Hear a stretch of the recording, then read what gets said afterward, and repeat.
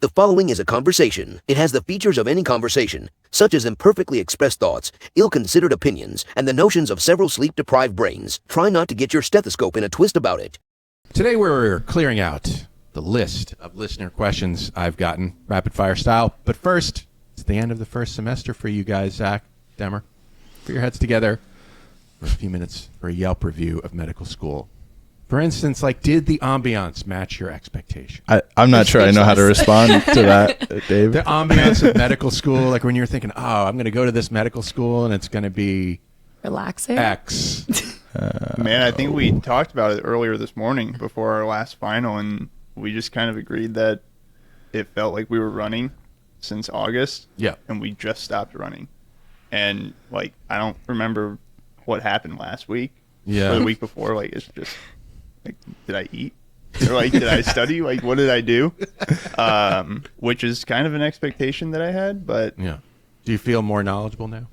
Oh, no. No. Okay. No, not at all. Totally normal. Oh, yeah. It's like you think you're less now because you just dove into the subject. You have you have a sort of a hint of the shape of all of the things that you're going to learn or need to know. Well, they always say the more you learn, the more you realize you don't know, and then the dumber you feel. So. I don't know. I feel like there's the curve. There's the sort of, you feel incompetent, and then you sort of go like this, and then you're more competent, and then the next semester you realize, oh shit, I still don't know nothing. And then it goes up, and then it goes down, and then you get to just before you apply, or at your M4 year, just before you go off to residency, and you're like here. And then there's another crash in July. It's just how this works. Okay. How was the quality of the menu items? Challenging. I don't think there's no break in it, if that makes sense. There's no I can kind of you kind of in the undergrad or graduate level education you kind of have that I can coast through this, and there was none of that. Yeah, there was none of that. Do you feel like how'd you feel about your professors and stuff like that? I thought they were great compared to undergrad. I did undergrad and grad school here, and I feel like the level of care that they showed towards students, and the level of respect for wanting us to succeed, as opposed to early undergrad years of just piling on stuff and telling us to figure it out. It's a whole different world because you're all learning in lockstep, and everybody's all of the professors and all of the leadership are sort of really, they meet all the time to discuss how is this course integrating with this course, and what feedback did we get from last year, and all this kind of stuff. It's a really different atmosphere than the sort of sink or swim undergrad experience where they don't give a shit. They're just I kind of got the sense that, especially getting into physiology, that wow, we're learning from some nerds. They really love the thing they're talking about, and that's fantastic. I always find that fantastic to learn, even if you're not super interested in renal physiology. If someone is really excited about it, it's going to be better. It helps. Yeah, it helps. Has the cost been commensurate with the menu items you ordered? Again, I'm not, like Demir said, I think it does feel like I was just went on a run, and now I just stopped and just got out of the shower. It just kind of totally absorbing. So I think there's that cost. Yeah, but you haven't been thinking about money. Oh, no, not at all. Good. No. Good plan. Totally. Yeah.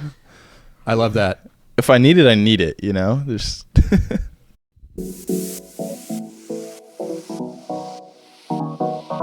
Meandering in the margins of medicine, it's the Shortcoat Podcast. Weird news, fresh views, helpful clues, and interviews. By students, for students. Subscribe to our weekly show at theshortcoat.com. Welcome back to the Short Code Podcast, the show that gives you an inside look at medical school from the students drinking from that fire hose. It's a production of the University of Iowa Carver College of Medicine. I'm Dave Etler. With me today in the SCP studio, she's clean, hygienic, and well-kept. It's MD PhD student Riley Behan-Bush. Yes, I am. He's friendly, professional, and attentive to our needs. It's M1 Zach Elias. Elias? Elias. Elias, yeah. Don't do that, man. You gotta correct him. You gotta correct do him. it. Otherwise, it's a disaster. Like, You should always correct someone if they get your name wrong. 2 years later, I'll be like doing it the same way, and then you'll be like, "Hey, by the way," and I'll be like, "Mother scratcher." His special touches and details make him a memorable experience. It's M1 Demir Tuken. Okay, and I can't recommend her highly enough. I will return. It's M3 Hend Al-Kaylani. What's poppin'? Thank you so much for being here on your last day. Well, not for you, Riley. Sorry, but your last days never ends. of your med school semester. Woo! I don't want to leave you out, but you just finished your M3, your core year in. I did. And I can only imagine that you're excited about that. But Very much. It was actually a really fun year. was it? Say Yeah. more. Power rank your specialties. What are you going to go into?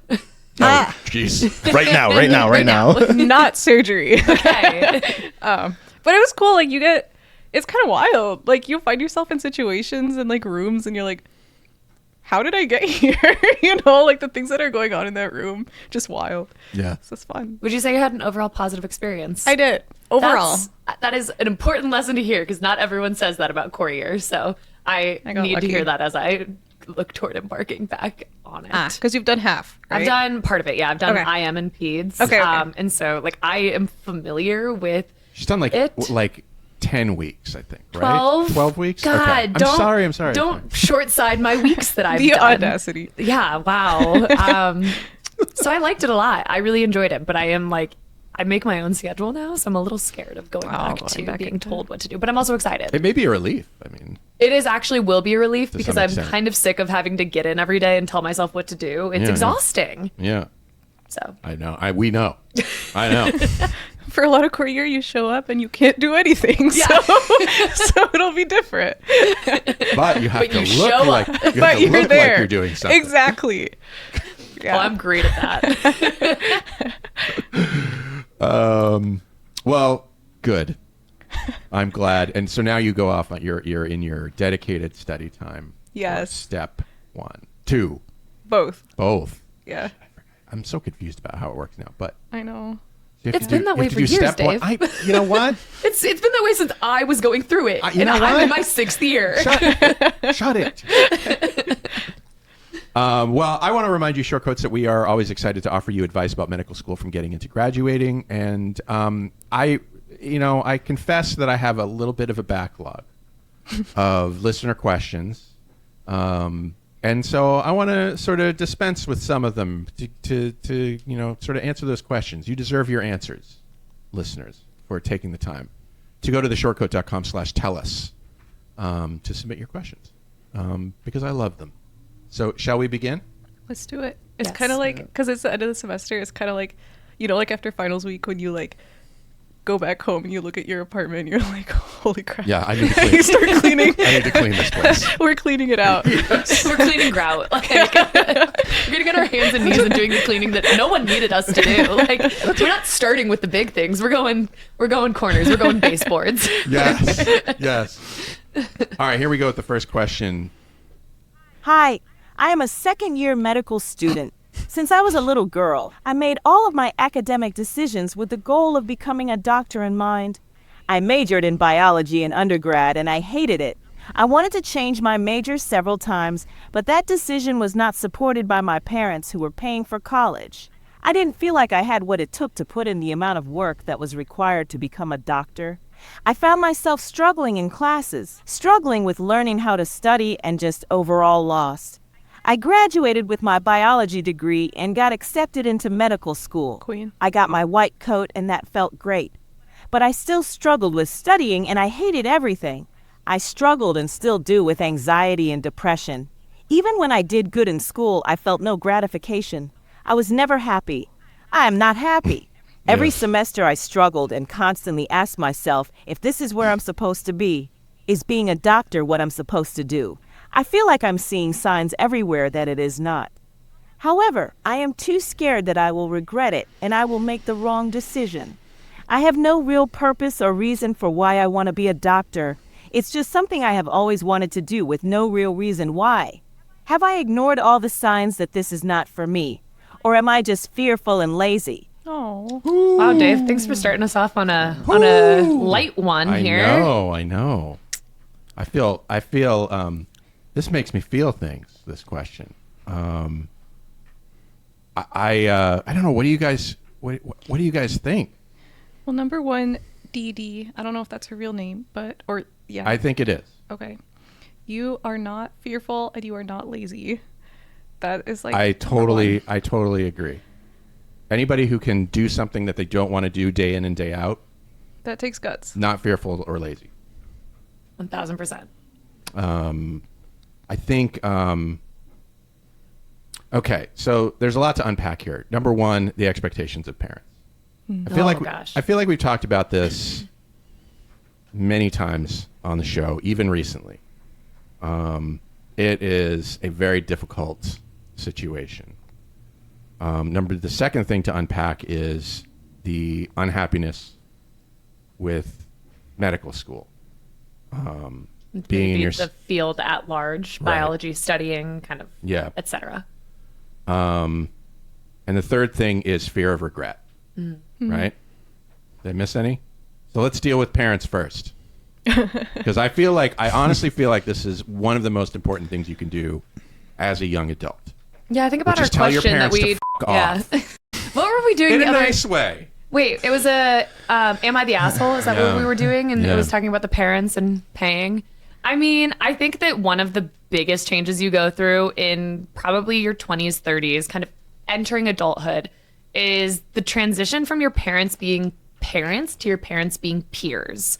And I think that it is really an interesting transition to go through, which is like my parents used to be the people who I go through for every piece of advice. And now I'm realizing it's not that they don't have good advice. It's that they don't quite understand like all of the context of everything I've gone through. Like I have actualized into the human that they raised me into. And I'm lucky that I have parents that have been very like supportive of all my journey. Yeah. Like I had parents, sorry dad, but my dad told me not to go to medical school. He was like, don't do that. That's a bad idea. My dad is not a doctor, but he like is adjacent to the medical field. And so he was like, that's going to be way too hard.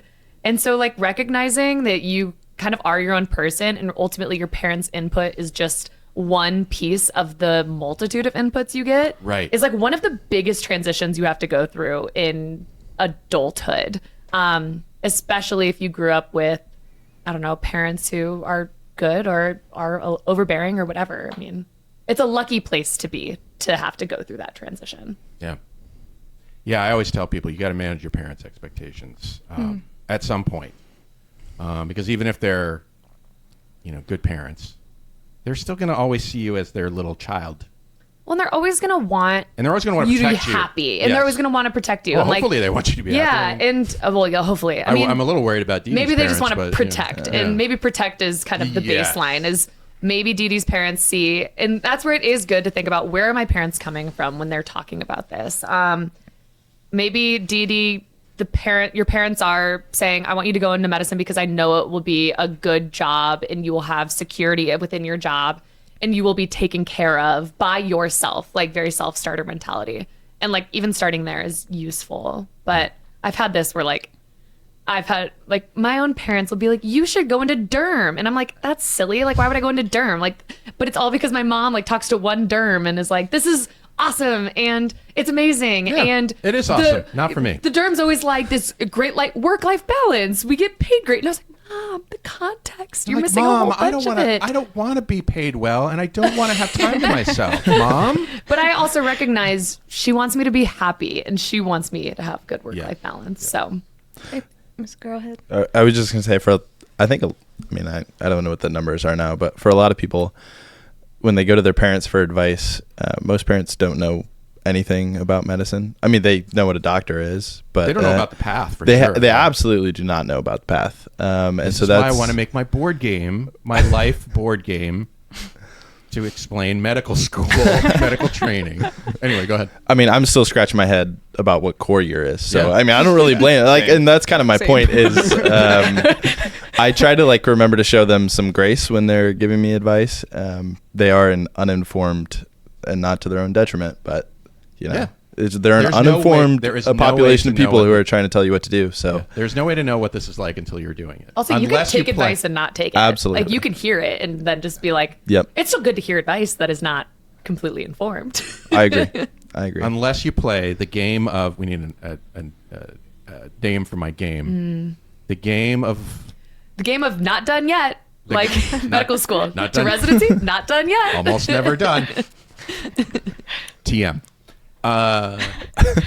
Okay, so that's parents. Yeah, one thing I wanted I encourage you, DeeDee, to maybe sit down with your parents and ask them, like, what are their motivations for wanting you to do this? And like, where does that come from? Because I agree, it could be like, well, we want you to have a secure job, or maybe it's something that's not as healthy. Like, you know, we expect our daughter to be a certain thing or something like that. So that's something to kind of explore a little bit, and then that can give you some answers as to, I mean, obviously, I'm pretty sure you've had this conversation before. So I don't know. But, you know. I don't know. Like, I did write back to her. She answered a couple questions for me. It doesn't Okay. sound like that conversation has ever been had.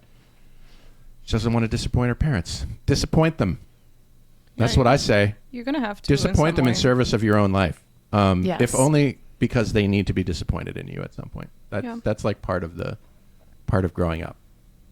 Okay, what's the next part I identified? The next part was not really liking medical school or the training as she has gone through it.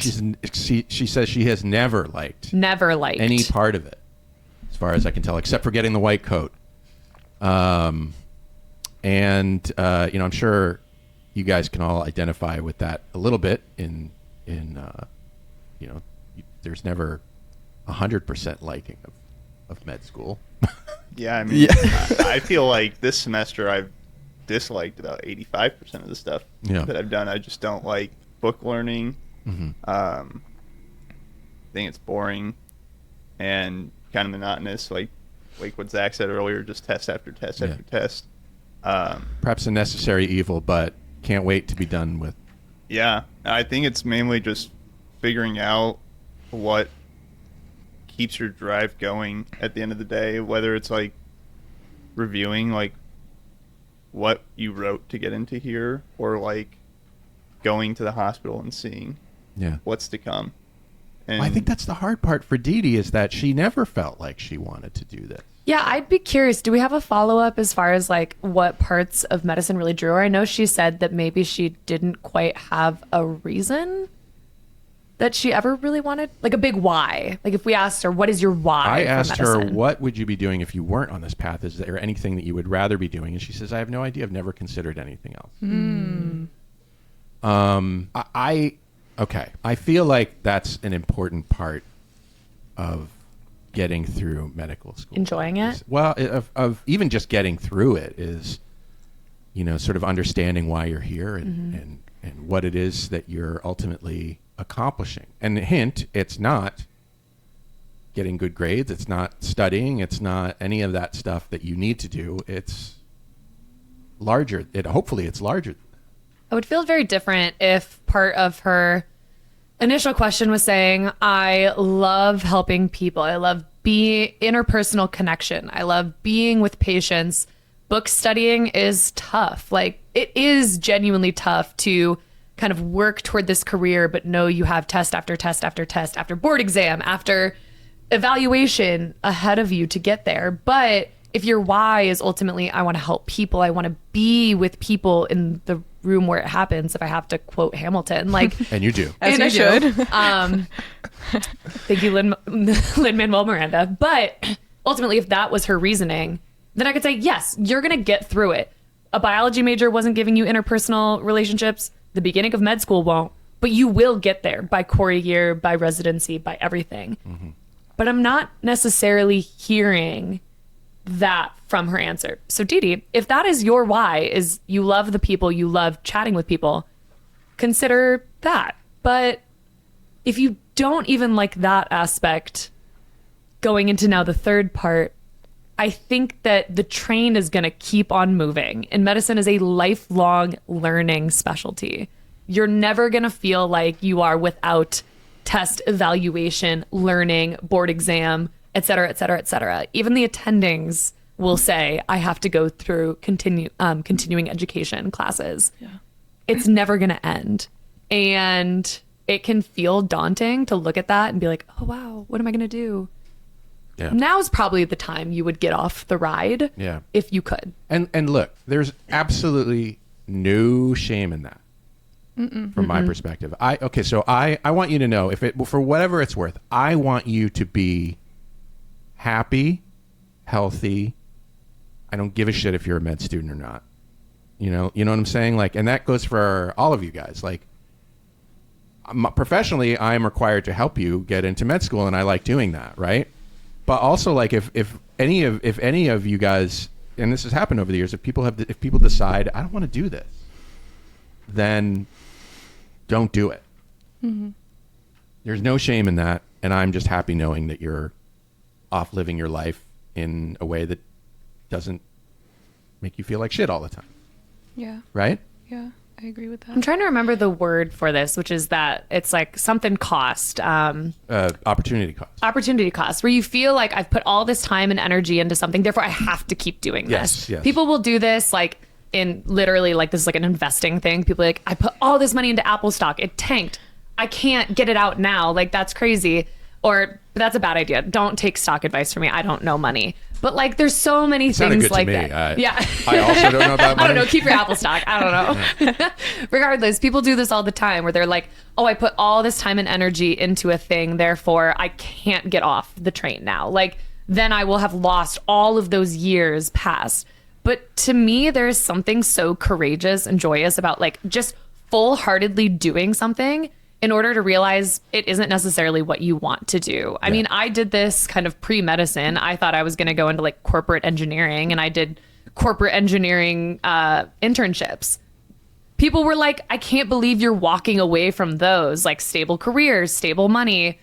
I've never once regretted it, because ultimately, like, I'm glad I got off that path when I did, because I would be miserable right now. Yeah. But the opportunity cost is always going to be there, feeling like you can't leave, but like you can always leave. Yeah. Even if it feels tough. And even if it costs you money. I mean, let's face it, like perhaps the biggest problem that DeeDee might be thinking about at this point is, already spent all this money on med school. That ain't cheap. Hey, if you know, I guess we can't tell you what to do, but probably a good idea to think about whether you want to keep accruing that cost. I was going to say it's not going to get cheaper. And as far as regret goes, one never knows. Yeah, you can't predict the future. To be honest, you don't know. If there's one thing I've learned as an old man, is, you know, you can only act on the information you have at the time. So, if the information you have at the time is this sucks and there's no point to me doing this, act. Yeah, I will say that like I'm just trying to think of like the perspective of like going into, so like I feel like the culture in the US is this, like, even applying to medical school, you have a purpose, you have a why, you like want to help people, you want to, well, shit, they make you explain it when you're trying to get into medical school. Yeah, it's like you kind of get this idea that like I guess if you overthink it a little bit, that like this has to be my personality in a way, and it doesn't have to. I feel like when my parents went to medical school, but in their culture, you went to medical school if you got the high school grades that got you into medical school. That was just a thing. Like, okay, you got this high, you got like this score, I guess you're going into medicine, and like that's just how it worked. And they were like, okay, like they didn't really like, that's so odd. Like they did. It's very different. Yeah. And so for them, it's like they don't have this like concept of like, oh, why I did this. It's just like, I did it, and this is my job now. And like I saw some numbers once, and here I am. Yeah, it's kind of like an arranged marriage. Like you like learn to love it after it happens, which is very different. Hopefully. Obviously, that's not going to work out for everyone. And if you have the it works out for a lot of people, but I guess for you, DeeDee, like if you're in this process and you have this like visceral feeling that like this is not where I feel like I want to be, trust that instinct. You don't need to have a magical reason why you're going into medicine. If you can tolerate it and it's a stable job and it's just a job, that's okay. But if you can't tolerate it at all, you can't tolerate it. Like, and I don't mean tolerate like as in like yourself, not like you're not up for it. That's the thing. I mean, when I hear her explain how she feels about it all, I mean, I almost immediately want to push back and say, even if you're doing something you like, when I find and maybe this is just me, but when I find myself doing something I don't want to be doing, like, okay, last Friday we had a practical and I signed up for the 8 p.m. spot, you know, the Friday, and then you have that test Monday, and then you have another test on Friday. Well, that's, you know, those are the options. I mean, objectively, not super fun to do, not really where you want to be on a Friday night. But you still like find those moments. Like, I always find it with other people, like, oh, like we laughed about this thing, or we joked about this thing, or, you know, we had a good time for a moment. And I would almost push back. And if you're not having those moments, you know, then I would say, okay, like maybe this warrants a more serious conversation. But to like love every single second of something, I think is kind of ridiculous. It's ridiculous. That's untenable. Like that's not the goal. The goal is not love something.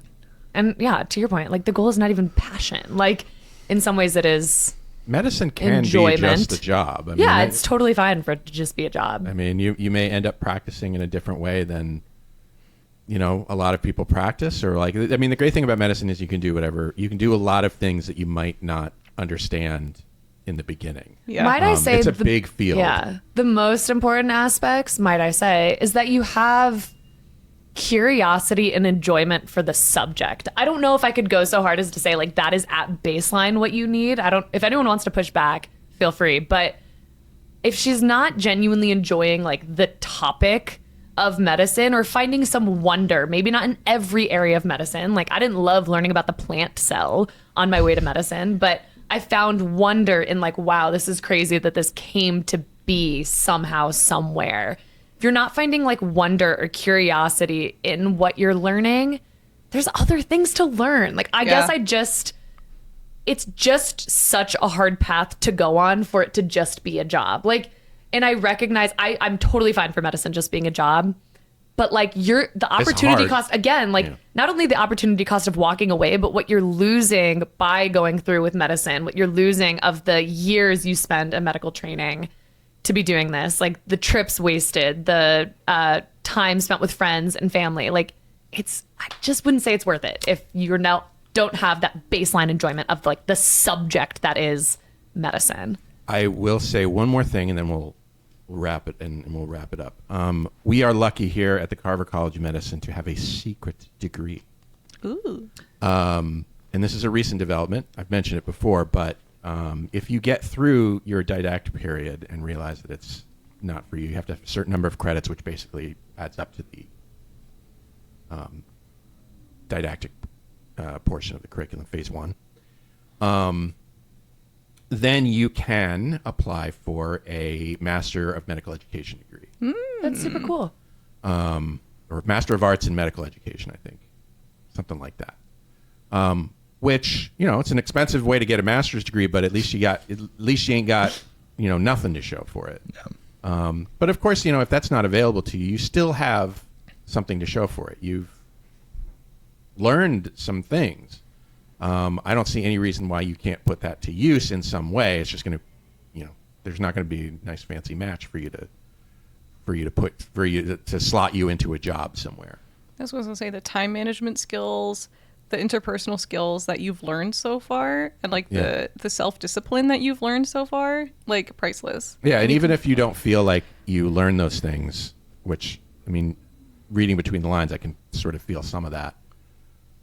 You did. Yeah. You did. You absolutely did. Also, the skill of learning to walk away from something that isn't what you want to do. Like, talk about a great answer to a question on a job interview. They're always like, hey, tell me about a time where like a hard time or something.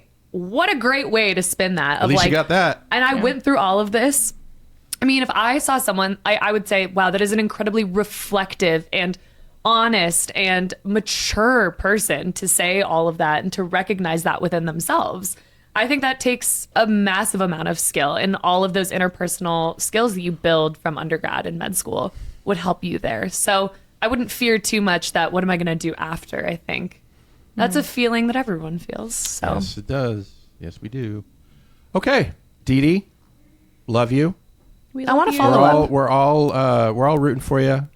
Good luck with the parents. Good luck with the decisions, and let us know how it goes if you feel like it someday. We'd love to know how it all worked out. You got this, girly. Yep. Next question. I am currently a student at a community college in Kentucky. I quickly realized I was not sure what I wanted to do with my life and ended up dropping out of school after a semester and a half with a 0.8 GPA.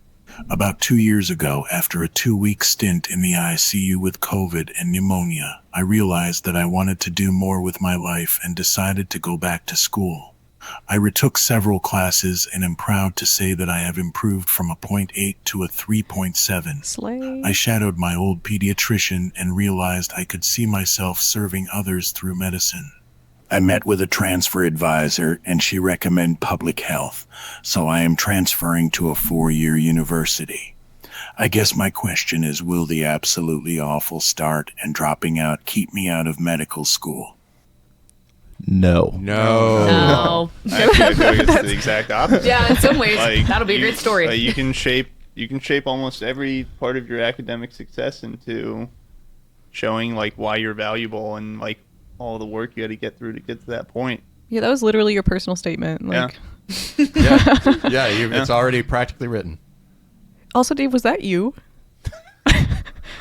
I had used an AI to make I tried to make it like a Texas drawl. Yeah. It did not copy the drawl. It only copied the tone of my voice.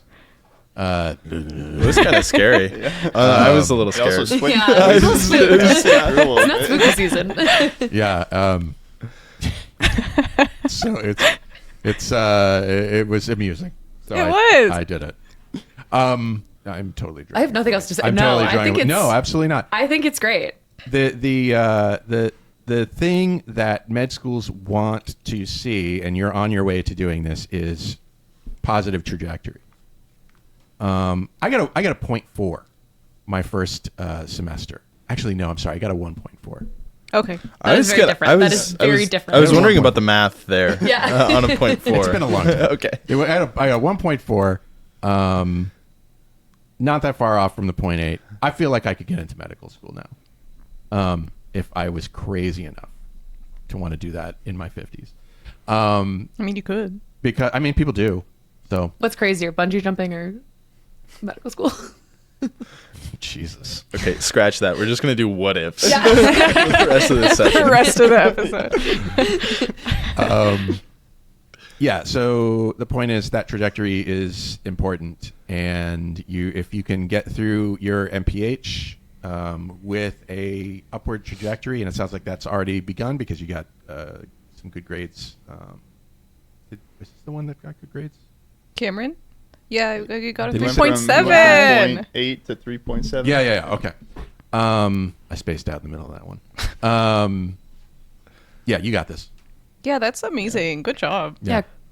I did get a 3.5 in my second semester. So nice. That's, is this you? That's Yeah. a comeback. Yeah. Is it a coincidence that it sounds like my voice? The second half of that question is, I'm 50 now, That's great. and I work in a medical school, and I'm thinking about going back.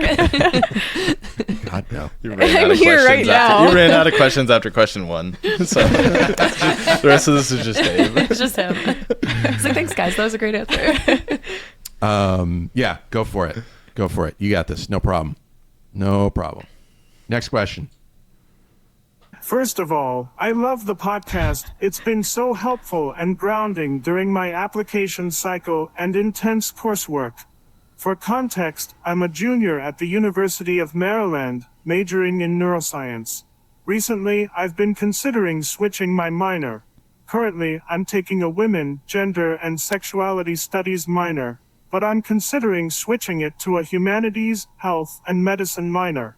I'm pretty interested in both, but doing the second would allow me to be a guided study session leader for biochemistry, which is also for a professor who's writing me a letter of recommendation. What do you think? Does the professor relationship and the leadership outweigh the uniqueness of the WGSS minor? What's the use of minors in general? What was your prompt for the voice before we continue? Marvin, the parent. Marvin from the old Bugs Bunny cartoons that I used to watch when I was a child. Amazing. Thank you. I don't know. Minors? I don't think they're really useful in the application cycle. No, they can be really useful for like learning and like developing your sense of understanding of what Who you here want has to a do. minor? What's your minor in? I minored in rhetoric and persuasion. That's a cool one. Yeah, which is not in any way related to medical school. And I that don't goes know. to your point. No, I disagree. It goes, Okay. I think disagree. It goes a lot. But I had this conversation with my wife, who she's also been here at the university for so long, and she's like, people need to learn how to convince, persuade, sell their ideas. Yeah. I mean that's a great minor. I guess yeah, I will revise using it my yet, but- statement. I will revise my statement. I think I did that minor because I wanted to and it was fun, not because it like affected the application process. And it really like I don't think you even put it actually it was on my app, but like I genuinely don't think it affects I think both of those minors are going to be useful in your application in different ways. So just do the one that you're interested in and don't feel like for the biochem professor who's writing you a letter, you don't owe them anything. Like they're already writing you a letter. They're already going to give you like a glowing review. They agreed to write you the letter because they want you to get in. So don't feel that you have to make that decision to please someone else.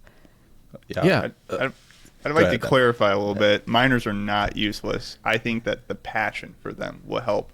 But like I think the way Marvin was phrasing that question of which minor would look better on a piece of paper, that part really I don't think matters. Granted, I'm not in this.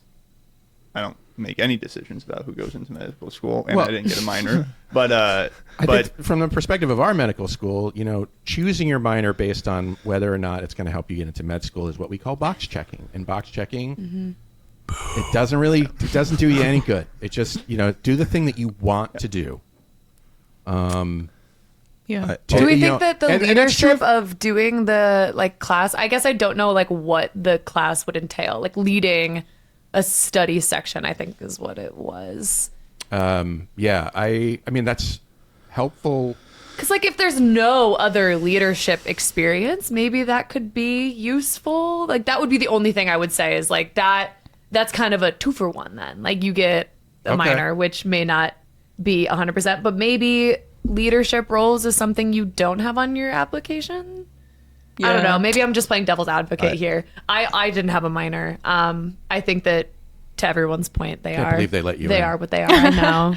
They probably shouldn't have. I'm gonna have They're to thinking have a about taking it chat back with the now. MSTP program. What were you thinking? I don't know. You take it to the ultimate end. If you become this tutor, does the professor write you a recommendation that's 7% better? Yeah. Or like, I mean, what? Like, I don't know. That seems also the uniqueness of any kind of minor doesn't seem like the best reason to go get that minor. Or like framing it as a unique thing, so I stand out. I mean, I think like people who work in admissions see through that pretty easily. Feels pretty small potatoes. Yeah. Like, I stand by with Riley on my that. thought that it doesn't. In the end, it's not gonna move the needle all that much. Yeah. What is gonna move the needle is the sort of way you can talk about your minor. So if you can talk about your minor in a sort of really passionate, really in a way that conveys why you took the minor and how it made you feel and how it helped you grow and all that kind of stuff. Great. So pick the one that you really want to do. And there's got to be like opportunities in women, gender, and sexuality studies, like to TA or like to take some kind of like role as well that maybe you'll like really genuinely enjoy, and that will look amazing on your app. Like none of my experiences were honestly related to medicine when I applied. Like bullshit. You persuaded them to get. I persuaded them. That's funny, actually. Don't tell the committee that. I won't tell. Your secret's safe with me. Only us and a few thousand people will ever know. And a few thousand people. You know, I'd like to add one thing about the like switching your minor to because of this letter of rec thing. I feel like a letter of rec can give a level of uniqueness that you don't even write about or you don't even know about yourself based off the relationship you have with the person writing the letter of rec. I think that professors that you have a class for or that you TA for, they have hundreds of TAs over their tenure as well as they teach thousands of kids. So being a standout student might not get you any uniqueness within that letter of rec, maybe going to office hours and building a relationship. If you think that TA or leadership position can teach you something and build some rapport with the person writing the letter of rec, show that person's something you don't even know about yourself that they can see and showcase through the letter, that gives a level of uniqueness that they probably weren't writing for someone who just took their class and did well. That's a good point. Okay. Quick little reminder when you ask people for letters of rec too, this is not part of the question, but you can always ask for, and you can always word it to ask for a strong letter of recommendation. That is a good way to ensure that the professor has kind of an out if they don't feel like they can give it really strong. So you should always say, so-and-so, thank you so much. I've really enjoyed my time with you. Would you be willing to write me a strong letter of recommendation for this thing? That is actually a really good way so that you make sure that the letter of rec is not just run-of-the-mill ChatGPT templated, but that they offer something that is really insightful. And also you can always offer, if you would like a list of some of my like achievements that you may not know of, you should also always do that because they can put them in there. So these are tips that I've learned. Yeah. Also, I heard a really, I don't know why this isn't common advice because it seemed like a really freaking good idea to me. Ask them to write your letter of recommendation from the viewpoint of something that you want to highlight. So can you write a letter of recommendation that addresses primarily my leadership qualities or my, I don't know, what else? Like leadership or my participation in research or your research in this specific area or your expertise in leading this given team or if you're doing a clinical letter of recommendation, like your experiences in that clinical context. Again, like giving them some guidance is always a really good idea. And that'll help them too. Because and it helps them a lot. And like you should always, define, I chose you as a letter of rec writer for XYZ reason. So often when you're applying to medical school, you might have someone you shadowed for, you spent extensive time in the clinic with, you might have an educator, you might have a coach, and each of those is going to relay information about that specific aspect of your life. Yeah. And it is okay and recommended to the letter writers that you give them some guidance because the secret is like letter writers, that's a very daunting task and they're kind of just using the same thing over and over and over again. So give them some guidance as to what to write about you. It may feel a little icky and like self-congratulatory, but it's a really good skill to build and they really do want it because otherwise it's going to be generic. Yeah. Play the game, people. Play the game. It's a game and roll the dice. And if you're nervous to do this, ask AI of your choosing to help you write an email that sounds like a nice way to ask them and less self-congratulatory. Love that. That was, thank you. I needed to hear that today. Yeah, this is what you learn when you go off into the world of self-learning. That is the PhD. I've actually written letters of recommendation for myself that people then say, can I have a template? And then I give it to them and then they edit it and then they submit. Okay. As they get the chance to do it. I don't submit these. I want to be very clear. This is not me submitting my own letters of recommendation from other people. People ask for a template of things they would like to talk about. Did you just out yourself? Yeah, I'm afraid. Yeah, this is like, that sounds really bad. And these are not actually letters of recommendation. This is a whole separate world. Maybe we cut this. It's rolling down into something else. Maybe we cut this because it's sounding bad. I'm going to clip that. Yeah. Just leave you actually also get all the professors that I claimed did this for me. Yeah. You get them like, Can you give never me did that happen. They're all the same. be like, who's Riley? Yeah. Dr. Ryan Bush? All right.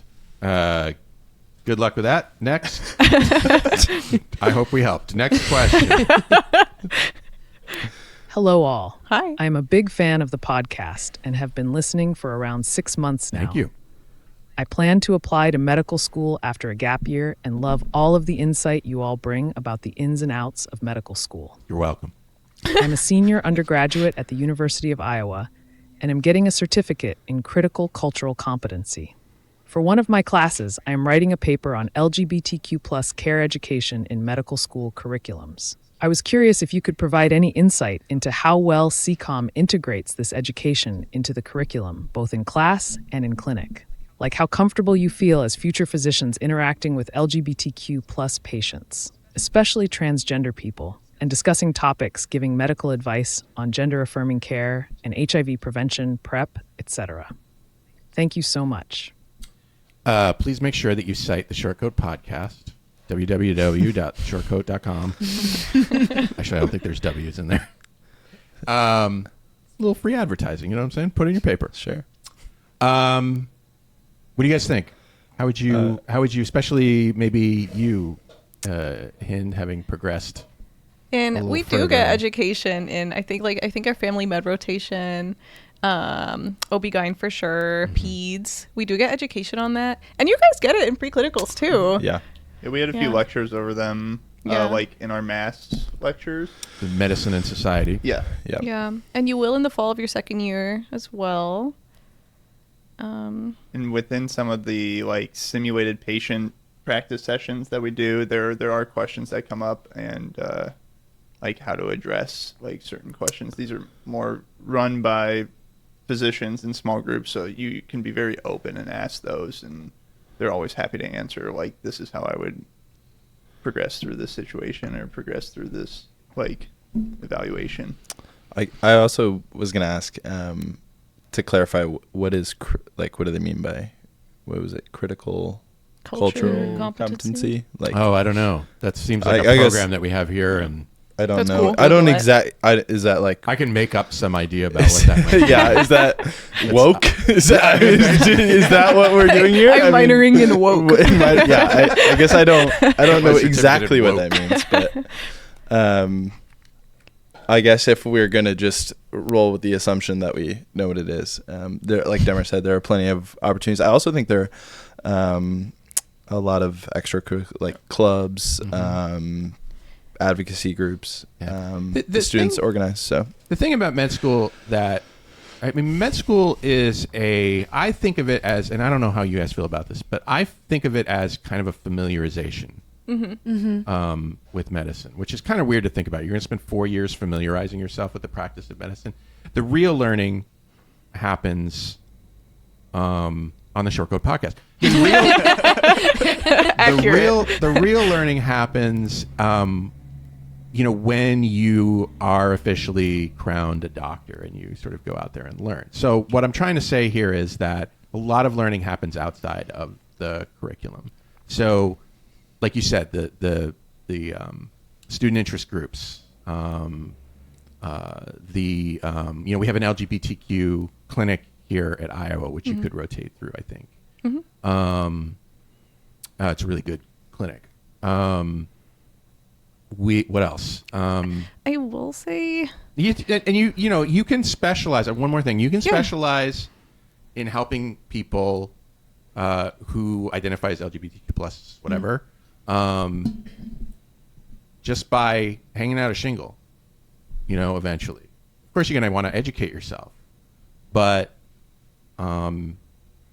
you can teach yourself a lot of things through continuing education, through just deciding that you want to learn about a patient population. One of my favorite things has been like reading books on these topics, kind of like immersing myself in these different things. So kind of immersing yourself in books about trans youth or the trans experience.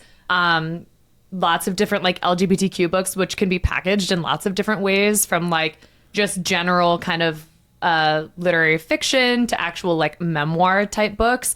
And I've been surprised by, like, in some ways that has been the learning that has impacted me the most, because you get kind of this first person experience with what they were going through. Same with documentaries, same with kind of any sort of media. I think you're right. It's a familiarization that you get in medical school that you can learn so much more by both interacting with people, but also by just reading and consuming media that provides you different, I don't know, interesting aspects. But as Demir said, there is content in the curriculum.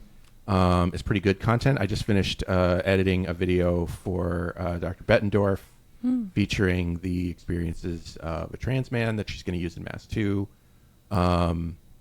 You know, it's definitely in there. Is it going to give you everything you need to know? No.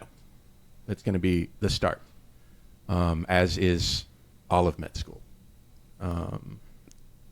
But it is definitely there. That is accurate. Were you going to mention something? Thank you. I will say that, like, there's a lot of work to be done, I think, in the curriculum. But what's cool about here is that, like, and I've, like, been part of this process too. Like, right now, the CCOM is, like, applying for reaccreditation from the LCME. And they the go... Liaison Committee for Medical Education. Sorry. Oh, sorry. Yeah. Okay, I didn't even know what that Trigger stood word. for. Thank you. Trigger word. Dave, seriously. But they go into, like, the nitty gritty, and, like, what I've noticed throughout this curriculum is that it changes every year. Yes. Like, new things are added every year. Things are taken out. Things that, like, didn't seem well. We do, like, a million surveys about, like, if we liked this or, like, whatever. Yeah, and the students are part of the feedback loop in even more official capacities as their as the liaison committees for between students and the course directors. Yeah. And they give reports on that stuff and all this kind of stuff. Yeah. So a lot of feedback happens. Yeah. Here, perhaps more than anywhere else. I can only imagine that we do maximum feedback. There's a lot of feedback. It's crazy. But students are involved at all levels of that. They're involved in, like, taking out stuff. They're involved in adding new stuff in. So, like, if you want to do that, go for it. I think, unfortunately, in Iowa, with, like, the way legislation is going, that might be harder, and that might be something that, like, we're going backwards, and that might be something that you consider when you're choosing where to go to medical school. If you want it to be kind of in an environment where that stuff is already established, or if you want an environment where you're founding that completely free to explore. Exactly. So that's your, like, you know yourself best, but yeah. In short, you can take it as far as you'd like. Yeah. I think. And that's true in all, like I said, it's true in all of medicine. You eventually will get to the point where you can do whatever the heck you want within your scope of practice, within your field. And that's an amazing part of being a doctor, I think. Okay. I think this is the last. No. 1, 2, 3, 4, 5. This is the last one. How long have we been doing this? 12:58. It's 1. Here we go. Last one. Hello, everyone. Hi. I'm a new listener, and I've been absolutely loving the podcast so far, thinking about randomly recommending it to the pre-med organizations I'm in. I don't think this is My question Dave. for you guys is, are allopathic schools better than osteopathic schools? I've been trying to do my own research and plan to do more once finals are over, but I wanted to hear your opinions. That was my old prospector voice run through the AI, which also did not capture the nuance. I liked that one. What do you mean by better? Yeah. I mean, that's one thing we can get out of the way, which is that MD schools and DO schools are accredited by the same. Yeah. According to the same, I think the same institution. So the LCME accredits both DOs and MD schools, right? Yeah. Is that right? Well, you also take the same boards too. I think there are, like, a subset of boards too that DO students take, and they take step 1. So there's definitely a lot of crossover. So I think they different focus, a slightly different focus in MD and DO schools. You know, DO schools have this sort of holistic approach that MD schools also have, but it's more sort of philosophically, I think, baked into the DO profession, at least historically. As a fact check, they are accredited by the same people. That's what I thought. Big institution. So go ahead. Oh, I think it goes to, like, yeah, exactly. Like, what do you what do you mean by better? Is it better as in the name is going to get you into the top residency program? Is it better as in they're going to make finding rotations easy? Because I like DO schools, for a lot of DO schools, you have to figure out your whole core year. Yeah, you don't get to, there's no pre-made, yeah, or rotations.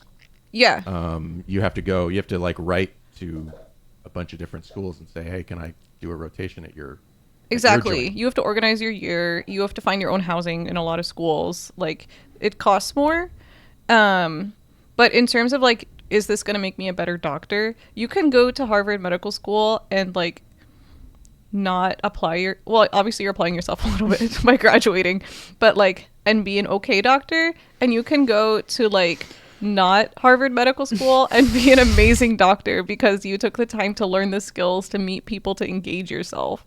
So I think like if you're thinking about like where is going to make me the best doctor, like the amount that you engage yourself is what's going to make you the best doctor, not where you go. Yeah. Like, I would say look at the extracurricular activities that they make available for you. Look at the city that you're going to be in. Look at the cost.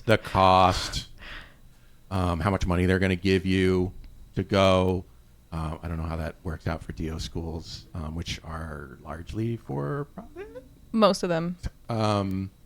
Maybe also look like if you have a specialty in mind, look at kind of how the students have been placed into given specialties over the last years. Like, I think this is all important information that you can get in any school you look into, DO or MD. I mean, we are all currently going to an MD school, so like that's kind of our bias, I guess, if you could call it. But I think you just want to make sure you're making an informed decision. Like I think it would be, unfortunately, it is the reality that certain residency programs and just kind of like residency spots in general are going to be harder for DOs. Like for whatever bias still exists in the system, it may be a lot harder to become a neurosurgeon if you have a DO degree. It's not impossible. Not but impossible. We have a DO yes. CT surgeon here at the university. Correct.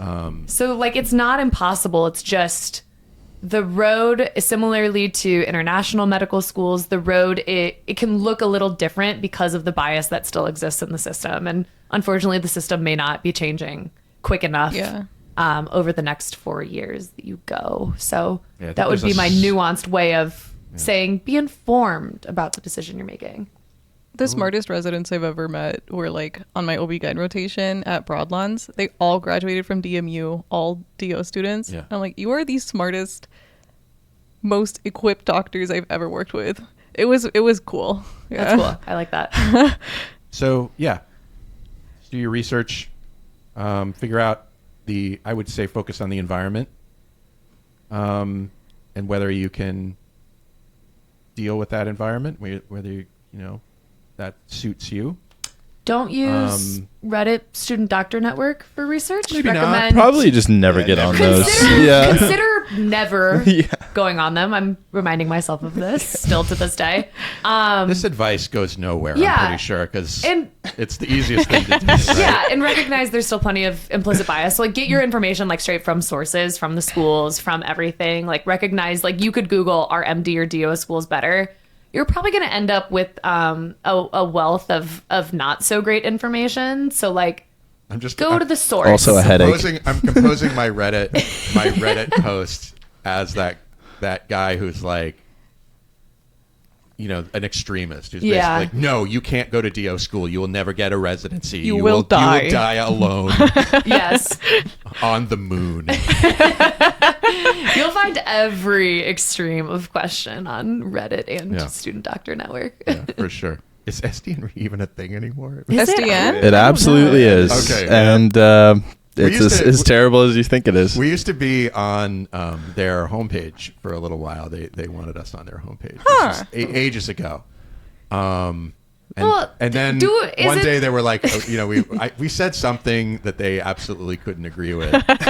And they were like, hey, I think this week we're going to skip putting your show on the homepage. Did we say don't go on Student Doctor Network? Was that what we might have said? Oh, I think it was so our we're on a Ryan Gray's podcast network, Med School HQ, and or Med Ed Media. And he was on the show, I think. and he was basically like, "Don't go on Student Doctor Network." And I, being completely naive, like just totally let that pass through. And then so that week when I posted that, they were like, "Hey, we can't put that on our website." I'm like, "Totally, absolutely, don't put that on your website." But you were doing honest journalism. I love that because like I That's just important. Googled because I just wanted to see like what Reddit's got for this question. First one: explain to me like I'm 5. Why is DO considered less prestigious than MD? That's Reddit. That is not my thought. That is not my question. Yeah. So you're gonna find probably about 5,000 of those questions on Reddit. Don't read them. As a lazy person, I feel like the biggest differentiator there is having to find my own rotations. I think that sounds like a miserable amount of work. Taking 2 more board exams sounds pretty that's not great well. either. I'm a lazy person. I don't want to do that or Yeah. anything resembling that. For some people, it's freeing because like you can do a different rotation at a different place every month, and like it's fun. But And if also, that's you, I'm a huge admirer. yeah, me too. Me too. I like my home. Yeah. Yeah. Have we done Caribbean medical schools? Have we? In passing, Okay. I don't know what to say about Caribbean medical schools except that the number that comes to mind is like 47% match rate, which may or may not be true. But I've seen some of those lecture halls. They stress me out. You can make a career out of that percent in the NBA. I mean, I don't know that on its face is a bad number. You know? I mean, 47% would be an insane 3-point percentage. just from the field, you know. A lot of people made a lot of money with that percent. Okay, fair enough. I don't know if it works the same way. Probably not. Maybe not. I want Maybe a new not. word for do your research because like it's been co-opted by the Maha community. Yeah. Do your research. So what are we saying now? Maha? Yeah, what's up? Oh yeah, sorry, I didn't like this word either. Make America healthy again. This is the RFK Jr. world. Healthy? Yeah. Sick. How did you? Oh, you guys have all been in your own little We're worlds. kind of avoiding. We're it. all. I'm angry about it. So I'm Some of us do it intentionally though. Some of us Whoa! some of us do it goodness. intentionally. Okay, listeners, if you're listening on audio, he just fucking pulled out pull that back out. a flip fucking phone. That's crazy. And for what reason? So that I Because can never reach him at any time during the day. So that when I need So to figure no out one our can plans for the communicate with evening, me. I can't talk to him. no one can. Motorola. No, it's I don't know. It's some. I don't a know. sunbeam. And It's it some. has a touchscreen? It has. Okay. I'll give you guys the rundown really That's quick. amazing. It's not. Some people call these dumb phones. It's not a dumb phone. It's a flip phone. Yeah. It does have navigation. Cool. Okay. I can check the weather. It does not have a web browser though. Okay. And look at the background. Yeah, It's a deer and it's a really cute nice. tree. I support this journey. Those I- buttons are massive. The text It's on great. those. It even has voice to text. Okay. So I was gonna say if you're rocking T9 to sometimes do I your do. text. Sometimes I do. Does it have just to feel Instagram? something? Just to feel something. I respect your choice to do Well, that. see, now I don't know what Maha is, and now It's now I feel like, I understand why Now I you feel like don't an know. asshole. Like, you actually have given me the greatest reason to not know. I don't know. I'm on the side of TikToks where dietitians are responding to crazy things that are being said. So shout out to the dietitians. You guys are doing the Lord's work out on the social media to mitigate mis and disinformation. So I see you. Okay. And I respect you. And Riley I like your sees content. I'm sure they're really listening to this podcast a lot. For sure. It's about half the Yeah. weekly 47%. It's exactly. RFK, if you're listening, and I know you are, I'm a little okay. We're skeptical. Hey, maybe consider healthcare given to all first and foremost. Start there. That's my maybe thought. start there. Maybe like income for all. Yeah. And then like after all those there. things, and then maybe we can have a conversation about milk. Yeah, then maybe we can talk about after- the red dye of milk. Like, and after everyone is like baseline taken care of, then we'll The polio vaccine. That's we'll chat. Just for you, that's the other thing. That he's like, hey, you know what? I don't think we need that. I don't think we need polio vaccine anymore. How did we get here? I don't know. Sorry, guys. This is what happens, though. This is No, what I mean, happens. I've been wondering since about November 2016. All right, that's our show. Hind, Zach, Riley, Demir, thanks for being a part of it. Thanks for you, having Dave. me. Thanks, Dave. What kind of bad review should I get if I didn't thank you, Shortcoats, for making us a part of your week? If you're new here and you like what you heard today, follow the show wherever fine podcasts are available, like Spotify, Apple Podcasts, Google Podcasts, and YouTube. And I'm going to start posting video to Spotify. Does anybody want that? I don't know. We're on Spotify? Yeah. You should. You can do that now. We can do that now. That's an extra All right. step, which is really annoying to me, but I can do it. Show is made possible by a generous donation by Carver College of Medicine, student government, and ongoing support from the Writing and Humanities program. Our music is by Dr. Box and Catmosphere. I'm Dave Etler saying, no, do not let the bastards get you down. Talk to you in 1 week.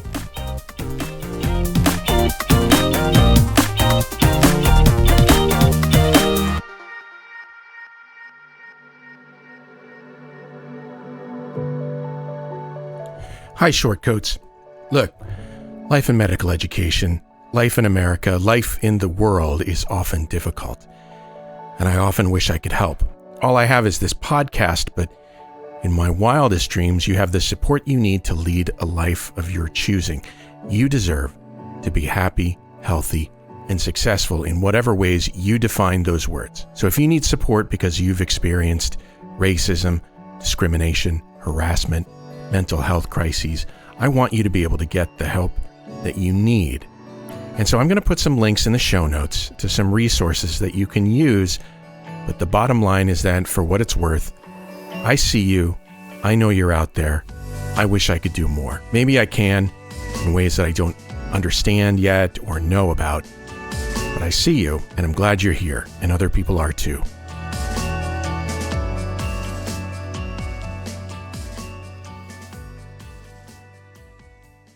This Short Code podcast is a proud member of the MedEd Media Network. Inspiration